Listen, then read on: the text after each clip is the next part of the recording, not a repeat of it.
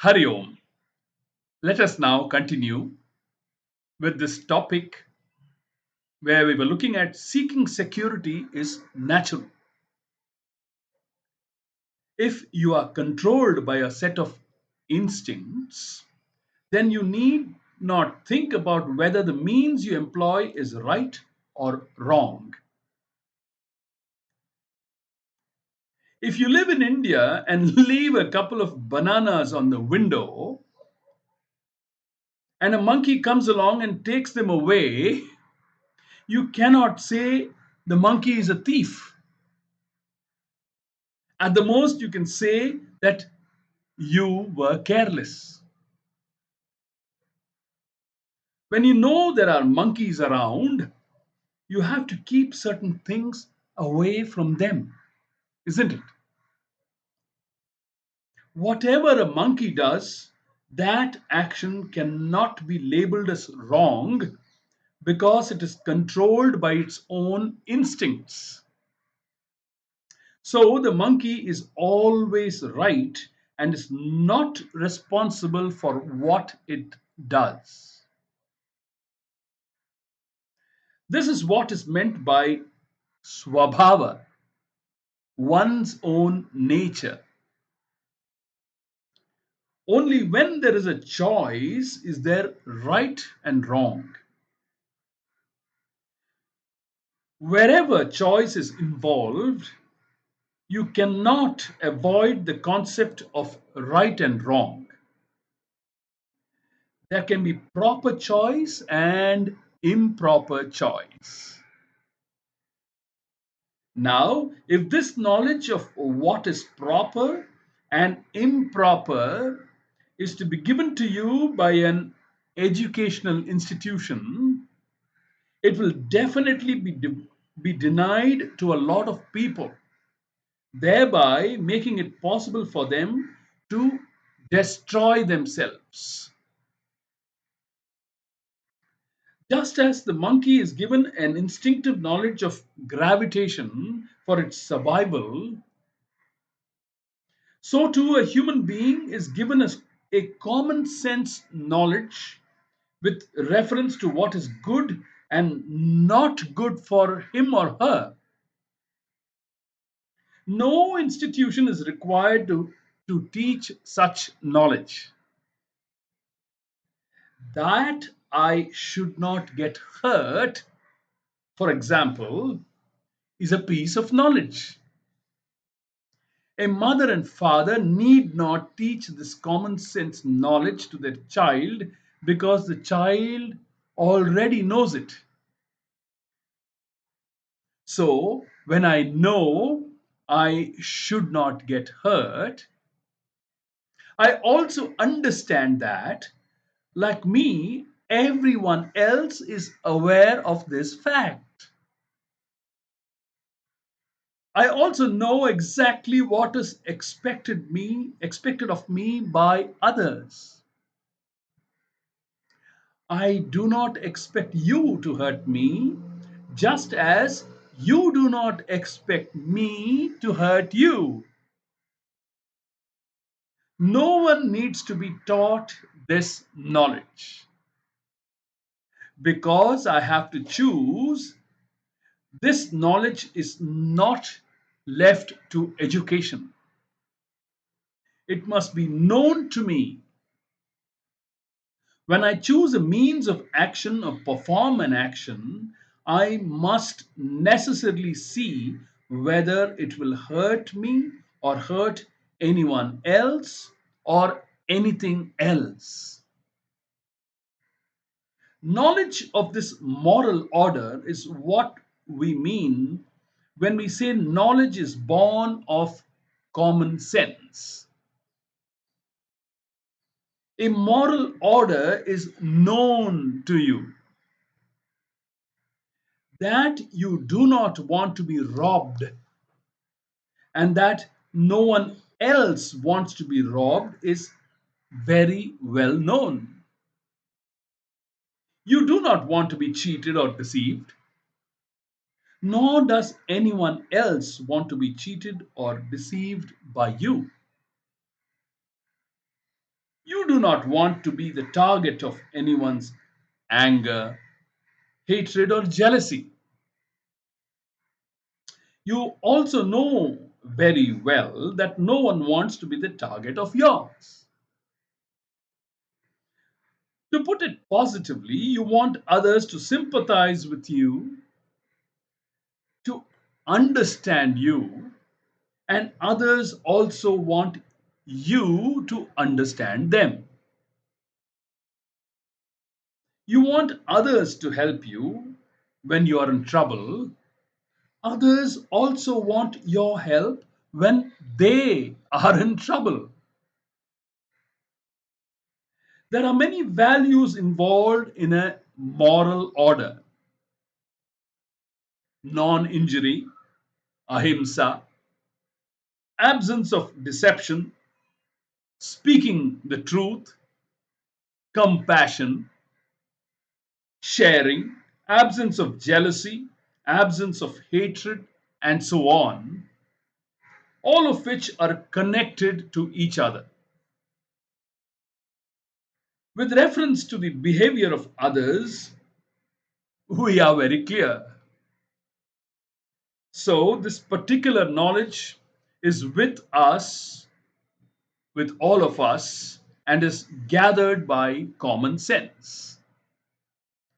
No education is required to know what is right and what is wrong. Duryodhana had this knowledge, and so did the Pandavas.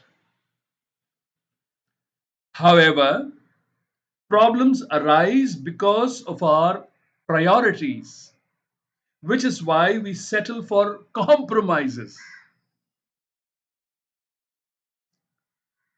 Universal, cultural, and individual values. We are going very, very, through a very well thought out plan of the context of the Gita being explained to us by one of the finest teachers of the Guru Parampara, Poojya Swamiji. Values can be universal, they can be cultural and individual. In the West, in the West, for instance, there are a lot of individual likes and dislikes.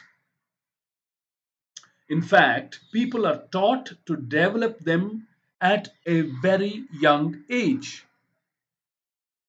The mother asks, what do you want on your toast? Do you want honey or brown sugar? From childhood on, you are asked, what do you want? This or that? In this way, you have been taught to exercise your faculty of choice. In India, it is not done. You are offered tea with milk and sugar already in it. There is no choice in the matter. Whereas in the West, you are not only asked what you would like in it, but whether you would like tea, coffee, or something else. Our choices are based on personal likes and dislikes, which we are not concerned with here. We are concerned with the fact that there is a common structure, a universal structure, wherein no one wants to be robbed. For example, whether the person is a tribesman living in a remote desert or an urbanite living in a sophisticated society, it is the same. A person may be walking along in a street in Delhi, and a person may be walking in a forest. But both of them do not want to get hurt or robbed.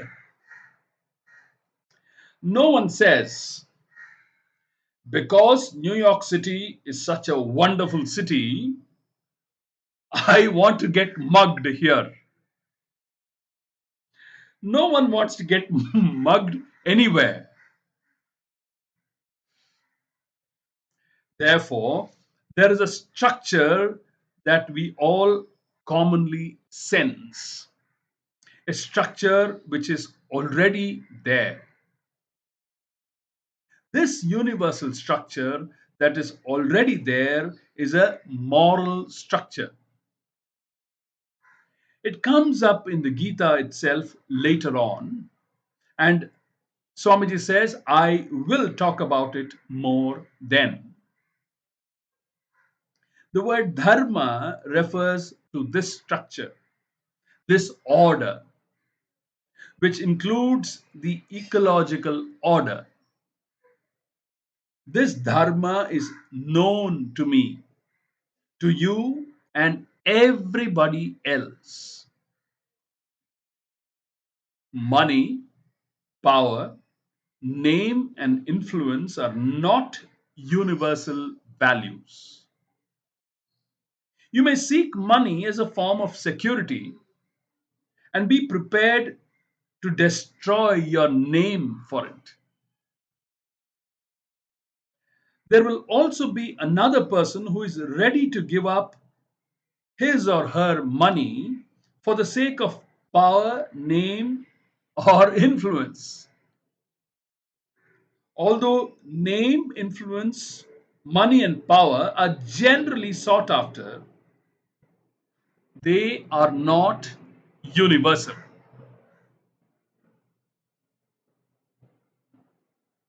Values are not absolute. Sympathy, love, and compassion, on the other hand, are universal values, which does not mean that they are absolute. Values are never absolute, they are always relative, even though they may be universal. The point is that you should not go against the universal values while pursuing individual or cultural values. For example, as long as your pursuit of money conforms to the universal values, you are living a life of dharma.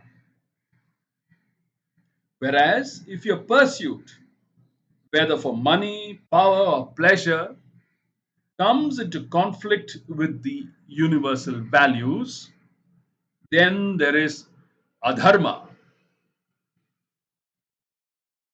The Pandavas also sought money, power, and pleasure, but they tried to conform to dharma at the same time. Duryodhana, on the other hand, represents a life of adharma, wherein power becomes so important that its pursuit comes into conflict with the order, dharma. For such people, however, this is not a problem because they do not think of it in these terms. Therefore, for them, the means can be anything as long as the end is achieved. To say, for the sake of power, I can do anything, is not due to ignorance, really speaking. There is some ignorance involved, as we shall see later, but the ignorance is not of the universal values. Duryodhana definitely knew that he did not want to be cheated and that the Pandavas did not want to be cheated either. But power was so important to him that he did not mind cheating or destroying anyone, legitimately or illegitimately, who stood in his way. He simply did not think about the legitimacy or illegitimacy of what he was doing. My understanding of the laws reflected in my choice of the means is what is meant by inner maturity. Let me repeat that sentence, reread that sentence. My understanding of the laws reflected in my choice of the means is what is meant by inner maturity.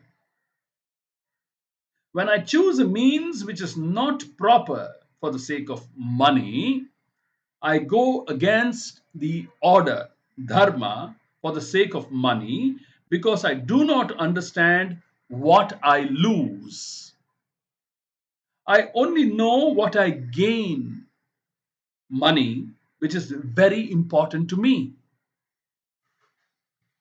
The difference between having the money and not having it is very clear to me. One person may tell a lie for the sake of $5,000, while another person may tell a lie for $100,000 or for any amount in between, but not for $5,000. There may also be those who would tell a lie for as little as $1. Everyone seems to have a price.